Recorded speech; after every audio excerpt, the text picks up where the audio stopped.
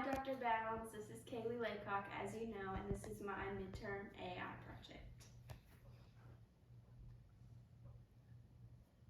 So I'm going to kind of just start with the introduction, and then I'm going to give some examples of what AI has done well through the discussions through our class, and then kind of analyze it. And then I'm going to give a few examples of what it did not so good with, and then break that down, give some examples, and show the things that it needs to improve on, and then I'm going to go over the possible effects it may or may not have on language as a whole.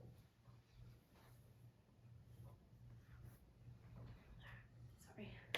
So to start, truthfully, as an English student, more of the right side of my brain than the left side of my brain, I was not particularly interested in AI very much when I first learned about it. However, after starting this class and learning more and more about it and having the opportunity to use it more for school and see what it's capable of, I found it really interesting, and it's a lot more complex than I thought, and I really hope to explore it more in the future. So, artificial intelligence is defined as the theory and development of computer systems able to perform tasks that normally require human intelligence, such as visual perception, speech recognition, decision making, and translation between languages. A few examples from the discussions that I found were in Chapter 1 discussion, Joseph asked Chat to create a new language and it just spat it right out. It had translation examples, phonetics, alphabet, different tenses and aspect, vocabulary, cultural aspect, and a writing system, as well as like how it would be integrated in technology, which was really wild considering like he gave it a prompt of about 5 words and it gave him a book pretty much right off the bat. So that was really interesting to see. In Chapter 2 Discussion 1, Elena asked Chat if standard American English was the best way to communicate messages 100% of the time, or if there were instances where using variations would be easier to say or even understand, and which environments would that be. Its answer was really insightful, actually, very long, detailed, and characteristically unbiased. So ChatGPT tries to keep it as indifferent as possible. Once again, using Elena's example, she also asked how conversations written in books and movies are different from real life conversations and how we interpret things, kind of along the lines of the difference between spoken and written discourse. And it gave a really interesting and I think really intelligent response. It was long and very well, not thought, but researched out, kind of. So patterns that I saw and overall things that it did well was one popular pattern was how really adamant AI seems to be on the lines of being unbiased and impartial. I guess that's probably how it was programmed, but it does not want to show any sort of opinion or bias either way. And then it also is kind of a smaller point that it uses bullet points to separate its ideas, tries to keep it really compartmentalized and put it in a user-friendly interface. A few more things that were really positive overall was the responses were always super thorough, pretty much. Some examples even included what it perceived to be multiple perspectives. It did some really interesting things like creating longer works, summarizing information, and searching its really large database for usually mostly accurate answers, as well as put it in a really easy to read format with the bullet points and such. I actually have been using it more and more through my classes, and I recently used it to make a study guide for a statistics exam. A few examples of what AI did a little bit more poorly was in Chapter 2 Discussion 2, Gavin asked Chat if it knew what Riz meant.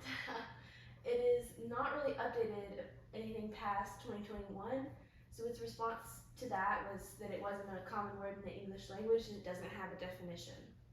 It's possible that it might be a slang term, etc. So it didn't really have a good answer for that question.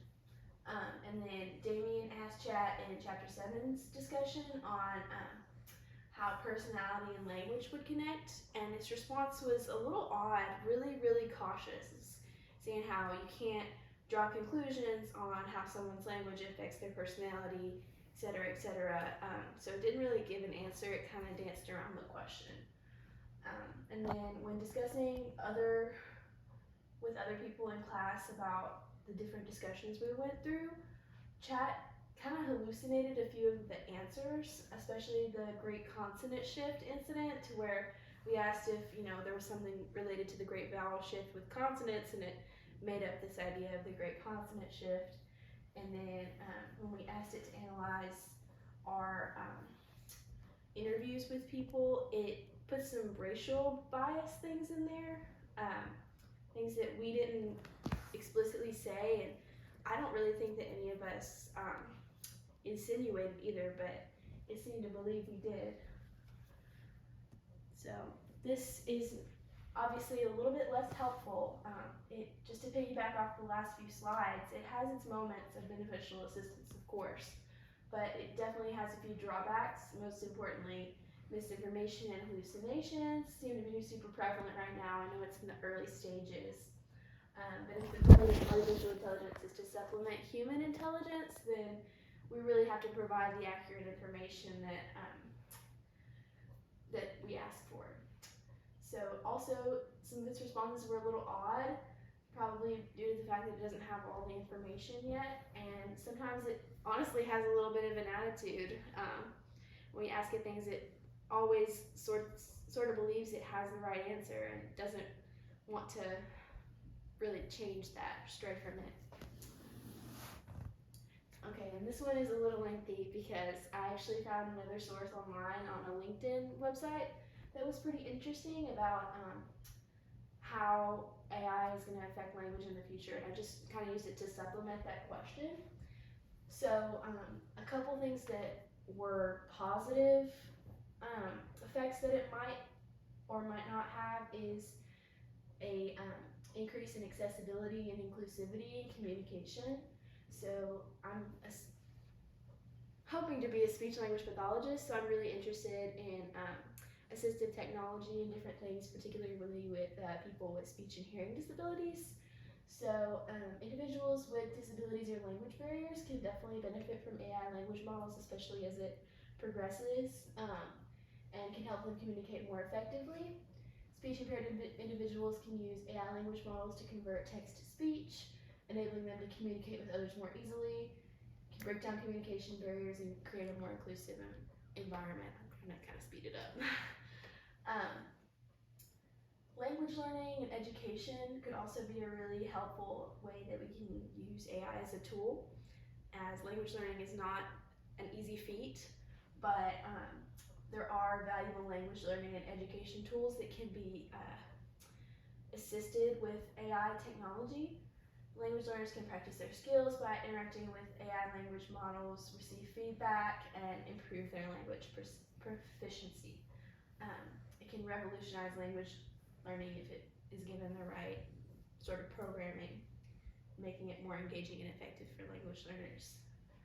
Alright, so there are a few places where AI may negatively influence language, and one of those is misinformation, which I kind of touched on. But AI language models, sorry. AI language models have the potential to generate text that may be misleading, false, or malicious, which can contribute to the spread of misinformation and disinformation, which is a huge issue, posing risks to communication and information integrity. Implementing measures to verify the accuracy and reliability of outputs from any language model is essential to the continuation and progress of AI. Another one is the fact that it may diminish some human creativity if it's relied on too much. There is a concern that if we overdepend on it, it may lead to losing originality, diversity, and authenticity in language and communication. So it's crucial to balance AI language models and human creativity to preserve the richness and uniqueness of language and communication. There are a few more ways that it may or may not affect language in the future, including privacy, and then there may be added words, different things like that that we had not had in the past that AI chooses to kind of create on its own and put into our regular vocabulary. Thank you so much. Have a good day.